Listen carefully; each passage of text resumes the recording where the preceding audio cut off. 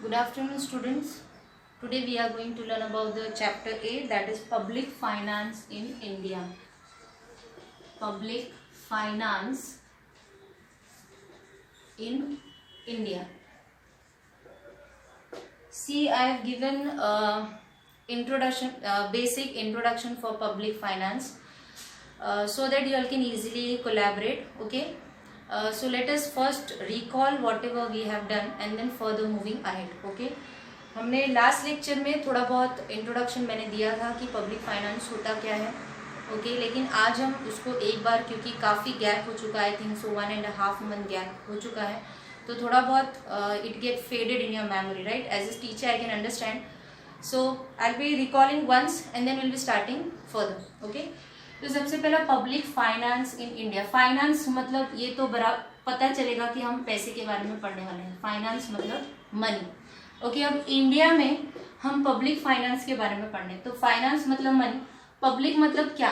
Public मतलब we peoples, ये some people, लेकिन यहाँ पे पब्लिक मतलब गवर्नमेंट. ओके, पब्लिक मतलब गवर्नमेंट. तो पब्लिक है तो गवर्नमेंट फाइनेंस क्यों बोल रहे हैं? हमको ऐसा बोलना चाहिए कि it's a government finance in India, लेकिन नहीं. इसीलिए गवर्नमेंट फाइनेंस बोला गया क्योंकि इसको जो गवर्नमेंट है वो पब्लिक के लिए काम करती है. ओके, पब्लिक के लिए काम करती है, पब्लिक को रिप्रेजेंट करती है, पब्लिक को रिप्रेजेंट करती है, पब्लिक के भले के लिए काम करती है. इसलिए हम इसको गवर्नमेंट फाइनेंस इन इंडिया बोलने की बजाय हम इसको बोलते हैं public finance in India.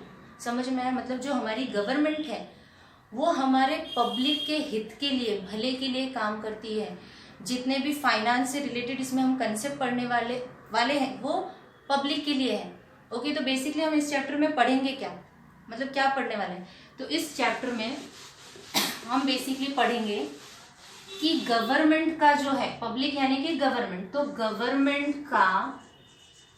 Government का फाइनेंशियल सिस्टम क्या है, मतलब गवर्नमेंट के पैसे के लेन देन क्या है, गवर्नमेंट का फाइनेंशियल सिस्टम क्या है, मतलब गवर्नमेंट जो है वो कहाँ से पैसे लेती है, इनकम जनरेट करती है, कलेक्ट करती है और कहाँ पे उसका खर्चा होता है.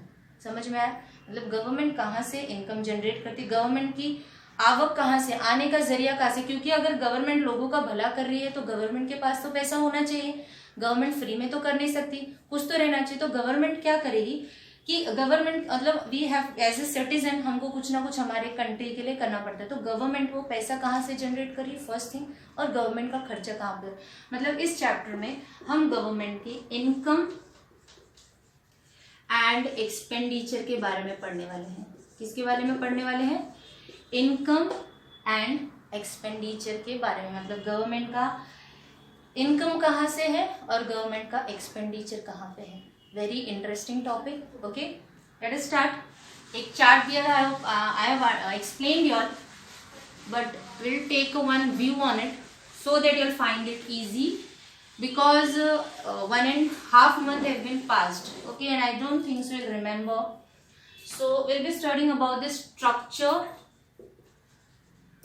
मतलब गवर्नमेंट का काम करने का ढांचा जिसको बोल सकती है. ओके, गवर्नमेंट किस तरीके से काम करती है, structure of public finance, structure of public finance in India. Okay, मतलब गवर्नमेंट का क्या स्ट्रक्चर है जिससे गवर्नमेंट फाइनेंस करती है हमारे इंडिया में. सारे वर्ल्ड के ऐसे अलग अलग रहते हैं. ओके, हमारे इंडिया के हम पढ़ रहे, तो उसमें सबसे पहला जो है वो है पब्लिक एक्सपेंडिचर, मतलब पब्लिक का खर्चा. ओके, देन दूसरा है पब्लिक रेवेन्यू. यहाँ से गवर्नमेंट पैसा लेती है लोगों से.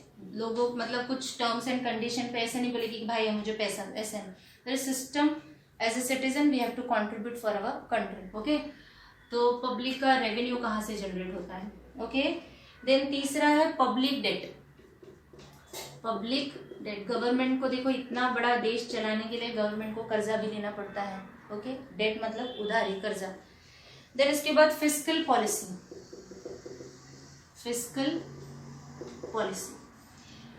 देन इसके बाद है financial administration, financial administration. Okay, financial administration मतलब ये जो हमारा स्ट्रक्चर है उसमें 1 2 3 4 5 ये पांचों ने हमारे फाइनेंस इन इंडिया को कवर कर दिया है। पांचों ने मतलब हमारे जो टेक्स्ट बुक है उसमें ये पांचों आ गए। It's very interesting and they have given a new concept, I think so it's very practical also. Okay, तो पब्लिक एक्सपेंडिचर हो गया, पब्लिक रेवेन्यू हो गया, पब्लिक डेट हो गया, फिस्कल पॉलिसी हो गया, फाइनेंशियल एडमिनिस्ट्रेशन। सबसे पहला पब्लिक एक्सपेंडिचर मतलब खर्चा। एक्सपेंडिचर तो पता है खर्चा होता है, तो पब्लिक मतलब गवर्नमेंट का खर्चा कहाँ पे होता है। पब्लिक मतलब गवर्नमेंट, गवर्नमेंट मतलब पब्लिक, क्योंकि गवर्नमेंट पब्लिक को रिप्रेजेंट करती है, गवर्नमेंट पब्लिक के भले के लिए काम करती है। पब्लिक रेवेन्यू, गवर्नमेंट को पैसा कहाँ से मिलता है। पब्लिक डेट, ये भी एक तरीके का यू कैन से government take, okay, either internal external, मतलब या तो देश के अंदर से ही अपना शेयर सिक्योरिटी बॉन्ड दे के लोगों से पैसा, गवर्नमेंट फ्री में नहीं लेगी। गवर्नमेंट क्या करेगी, अपना शेयर्स देगी, और गवर्नमेंट का सब परचेस करते हैं, शेयर्स हो गया, सिक्योरिटी। क्यों? क्योंकि गवर्नमेंट आपको 120% गारंटी के साथ देता है कि वो आपका रिटर्न करेगा, इस तरीके से। तो डेट दो तरीके के होंगे, internal and external. Fiscal policy, money से रिलेटेड जो भी कुछ पॉलिसी होती है उसको फिस्कल पॉलिसी। तो मनी से रिलेटेड अभी 3 ही पॉलिसी क्या है, एक्सपेंडिचर, रेवेन्यू एंड डेट, तो ये किस में आता है, फिस्कल पॉलिसी में आता है। एंड फाइनेंशियल एडमिनिस्ट्रेशन, एडमिनिस्ट्रेशन मतलब टू लुक आफ्टर, देख रेख। तो फाइनेंशियली एडमिनिस्ट्रेशन कैसे होता है गवर्नमेंट को, that will be done. Okay, now let us see public expenditure. उसमें I think so there is 4, revenue expenditure, revenue expenditure, capital expenditure, then what will see, development expenditure and non development expenditure। ठीक है, उसके बाद revenue में आता है, बहुत ही government के लिए सहारा है ये, tax and non tax.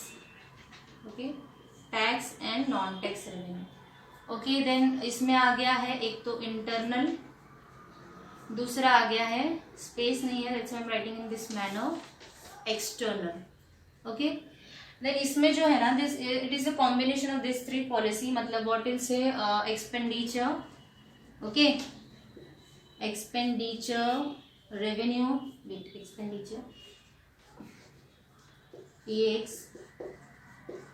Expenditure, then उसके बाद आ गया रेवेन्यू, देन आ गया डेट। ओके, ये स्पेस नहीं है, बट समझो हमारा फाइनेंशियल एडमिनिस्ट्रेशन मतलब to look after the policy. अभी इसमें there are 4 types of expenditure. The first is revenue. Revenue expenditure जो होता है ना, दैट इज खर्चा ऑफ द गवर्नमेंट। वो भी उसमें से वो डेली बेसिस पे इनकर्ड होता है। जैसे कि गवर्नमेंट किसी को सैलरी दे रही है, पेंशन दे रही है, उसको रेवेन्यू एक्सपेंडिचर। कैपिटल एक्सपेंडिचर कैसा होता है, थोड़ा डेवलपमेंट वाला होता है। ओके, ये भी डेवलपमेंट वाला एक्सपेंडिचर है, ये भी इससे डेवलपमेंट होता है, मतलब आप रोड बना रहे हो, रेलवे बना रहे हो, इससे मतलब प्रोग्रेस होता है, जैसे आप एम्प्लॉयमेंट प्रोवाइड करें। एंड नॉन डेवलपमेंट मतलब इससे कुछ भी नहीं होता है, जैसे कि हमारे लॉ एंड ऑर्डर मेंटेन करते हैं तो वो इसमें जाएगा, डिफेंस का खर्चा होगा इसमें जाएगा, यहाँ पे लोगों को सैलरी वगैरह देने की खर्चा है। रेवेन्यू कैपिटल मतलब जैसे कि मशीन्स वगैरह परचेस करें, दूसरे बैंक में इन्वेस्ट करें, तो ये revenue capital expenditure. And development मतलब जिससे प्रोग्रेस हो रहा है, आप एम्प्लॉयमेंट प्रोवाइड करे, वो सब। ओके, अब दूसरा आता है tax and non tax. Okay, tax में भी there are 2 types of tax, direct and indirect. Direct and indirect. Direct tax मतलब जैसे कि अगर कोई इंसान एक पर्टिकुलर लिमिट से ऊपर कमाता है तो उसको गवर्नमेंट को टैक्स देना पड़ता है। से फॉर एग्जांपल अगर आपकी इनकम 5,000 है, 2,000 है, 10,000 है, तो गवर्नमेंट को आप क्या टैक्स दोगे, राइट। लेकिन अगर आपकी इनकम लैक्स है, 50,000 है, तो कुछ परसेंट मुझे मैं अगर बिजनेस कर रही हूँ, मेरा प्रॉफिट है, तो मैं उसमें से कुछ परसेंट गवर्नमेंट को टैक्स दूंगी। अगर मैं सर्विस कर रही हूँ, मेरा लिमिट से अगर एक्सीड होता है, मतलब गवर्नमेंट इतना लिमिट लगाती है कि इतने ऊपर आप कमाओगे तो आपको टैक्स देना है, तो मैं गवर्नमेंट को टैक्स, मतलब आप इकोनॉमिक एक्टिविटी कर रहे हो, चाहे वो प्रोडक्शन कर रहे हो, चाहे सर्विस प्रोवाइड कर रहे हो, अगर आपका इनकम एक लिमिट से ज्यादा होता है तो आपको क्या देना है, गवर्नमेंट को टैक्स देना है। उसको क्या बोलते हैं, डायरेक्ट। इसका ये ना डिस्टिंग्विश बिटवीन के लिए इट्स कम फॉर 2 मार्क्स। इसके बर्डन को आप शिफ्ट नहीं कर सकते कि मैं कमा रही लेकिन टैक्स तू भरेगा, ऐसा नहीं होता। तुम कमा रहे हो तो तुम ही टैक्स भरोगे, okay, that is called as a direct, मतलब डायरेक्ट टैक्स का burden it can not be shifted on the other person. The burden of the incidence of tax, मतलब जो उसका व्हाट वी से जो आपको देना है वो आपको ही देना है, कोई और नहीं दे सकता. That is in terms of indirect tax. ये लगता किस पे है और देता कौन है? ये लगता है प्रोड्यूसर पे. ओके, ये लगता है किस पे? प्रोड्यूसर. तो प्रोड्यूसर क्या करती है? डायरेक्ट कंज्यूमर पे डाल देती है. जब प्रोड्यूसर गुड्स वगैरह बनाती है तो वो गुड्स जब भी बनाती है तो उसको क्या करना पड़ेगा? गवर्नमेंट को टैक्स देना. तो उसके कॉस्ट में आ जाता है, मतलब उसने टैक्स दिया वो उसके कॉस्ट में आ गया. तो वो क्या, बहुत सारी ड्यूटीज वगैरह थे. जब भी आप प्रोडक्शन करते हो तो बहुत सारी ड्यूटीज जो गवर्नमेंट टैक्स देते हैं. तो वो क्या करते हैं? बहुत स्मार्ट होते हैं प्रोड्यूसर. ये प्रोड्यूसर अपना जो खर्चा है ना वो किस पे लगा देते हैं? कंज्यूमर पे. तो अब जब भी कोई भी कमोडिटी पहुंचे लगता प्रोड्यूसर पे है और देता कौन है? कंज्यूमर. ओके, मतलब आपको पे करना. तो आप कोई भी कमोडिटी मार्केट में सी परचेस करोगे, you have to pay the tax. Okay, तो टैक्स में you have to remember direct, indirect. Indirect it is directly on the consumer. Indirect मतलब गुड्स एंड सर्विसेज, जिसको एक बहुत ही अच्छा एग्जाम्पल जीएसटी. जीएसटी आपको भी लग्जरी पे तो ज्यादा है, बाकी लोकल कमोडिटीज पे भी कुछ परसेंट टैक्स देना है. तो नया है 2017 से, right? GST is in best example of an indirect tax. अभी ये तो टैक्स के ये ना बहुत it's an very big source of an income for the government. See, because government जो है वो they are working for the public, they are working for the people. Okay, so if it is our responsibility to contribute, how you are contributing? To pay your taxes fairly. Okay, because many people they hide their taxes. So ये नहीं करना चाहिए आपको. Fairly have to pay your tax so that government can function its all the activities very smoothly, because this is one of the biggest source that is generated by an government in the source of tax. Okay, then we have learned about the tax. Now coming back to non-tax. Non-tax wait, see, non-tax the sources are like fees. Okay, legal court case वगैरह होता है, ये जब fees आप देते हो तो वो फीस हो गया. देन इसके बाद prices of goods and services. Government की कुछ भी आप कमोडिटीज परचेज करते हो तो उसके prices of goods. Even government की सर्विसेज, मतलब रेलवे वगैरह यूज कर रहे हो तो आप पैसा दे रहे हो, राइट, गवर्नमेंट को. देन इसके बाद स्पेशल असेसमेंट. सी, आप बहुत ही पॉश एरिया में रहने चले जाओ तो आपका जो मेंटेनेंस होता है, जो रोड टैक्स होता है वो ज़्यादा होता है, तो वो गवर्नमेंट लेती है, स्पेशल असेसमेंट में आता है. देन इसके बाद फीस, फाइन्स एंड पेनल्टीज. आप कुछ क्राइम कर रहे हो, कुछ इलीगल एक्टिविटी कर रहे हो, कुछ रूल्स को ब्रेक कर रहे हो तो उसमें भी आपको भरना पड़ता है. उसके बाद आता है grants, gift, grants and donation. अब ये जो गिफ्ट, ग्रांट एंड डोनेशन है ये गवर्नमेंट को कोई भी दे सकता है. जैसे कोई बहुत बड़े बिजनेसमैन हो, बहुत कमा ले तो चलो गवर्नमेंट को गिफ्ट दो. ये बेसिकली मिलता कहाँ से? फॉरेन कंट्री से मिलता है. कंट्री वाले तो कम देते हैं लेकिन फॉरेन कंट्री से will get the gift, grant and donation. Then special levy. What is special levy? Special levy मतलब ऐसी कमोडिटीज जो लोगों की सेहत के लिए हानिकारक है, जो लोगों को तकलीफ पहुंचा रही है. Okay, specially youth generation. तो गवर्नमेंट ऐसी कमोडिटीज पे ज़्यादा टैक्स लगाती है, तो ज़्यादा फाइन भी लेती है ताकि उनको डिस्करेज कर सके कि आपको ये नहीं करना है. ओके, क्योंकि वो हमारी कंट्री को अफेक्ट करता है. देन इसके बाद आ गया बोरोइंग्स. गवर्नमेंट बोरो भी करती है. ओके, गवर्नमेंट बोरो करती है फॉरेन कंट्री से, इंडिया की कंट्री से. This are all non tax revenue. Okay, I hope you all have understood. I have covered almost all 5 structure which is in very important. याद रखना है क्योंकि इसमें है ना हमारा पूरा टेक्स्ट बुक कवर हो गया है, इसीलिए थोड़ा टाइम लगा, but I have revised your. सबसे पहला आ गया है what? Public expenditure. Okay, we have learned about public expenditure मतलब खर्चा. उसमें 4 है. Okay, revenue, capital, development, non development. Revenue, capital, development, non development. Then दूसरा आ गया पब्लिक रेवेन्यू, जिसमें direct tax and indirect, tax and non tax. Okay, tax and non tax. Tax में direct, indirect and non tax में also. ये सारे जो अभी मैंने पढ़ाए. फिर internal debt. Okay, internal debt मतलब पब्लिक डेट मतलब इसमें भी 2 तरीके के होते हैं. इंटरनल डेट मतलब कंट्री के लोगों से कर्जा लेना. एक्सटर्नल डेट मतलब बाहर की कंट्री से लेना, लेकिन फ्री में नहीं लेती गवर्नमेंट. अगर कंट्री में ले रही तो अपने शेयर सिक्योरिटीज देगी, फिर उसको रिटर्न या तो लोन्स वगैरह इस तरीके से. ओके, देन इसके बाद fiscal policy and financial policy. I hope till your concept is very clear. Now let us start with an public expenditure. Okay, public expenditure से स्टार्ट करते हैं. पब्लिक एक्सपेंडिचर टॉपिक है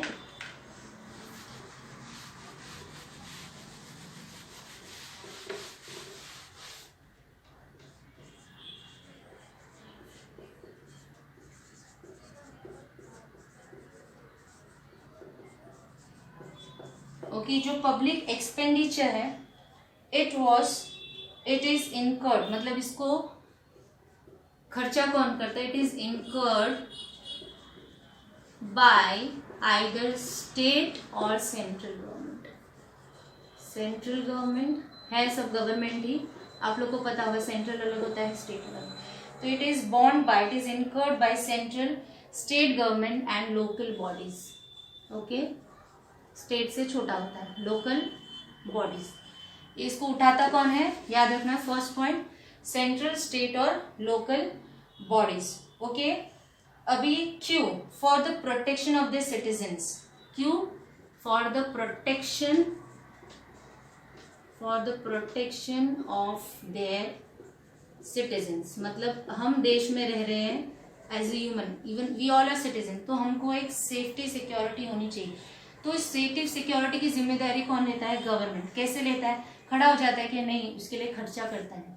कौन खर्चा करता है, central, state and local bodies. Okay, so it is done for citizens to satisfy their needs also, for satisfying their needs. Okay, for satisfying their needs. Okay, then for satisfying their needs and for promoting economic and